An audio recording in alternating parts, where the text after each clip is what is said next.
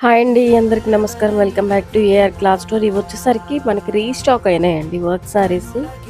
నిన్న ఫ్రైడే పెట్టాం కదండి. సో అలాంటి జార్జెట్లో ఉన్న వర్క్ సారీస్ మళ్ళీ రీస్టాక్ అయితే అయ్యాయి. అన్బాక్సింగ్ ఒకటి మిస్ అయింది. సో ఇదంతా కూడా మొత్తం 80 చీర మాత్రమే వచ్చాయండి.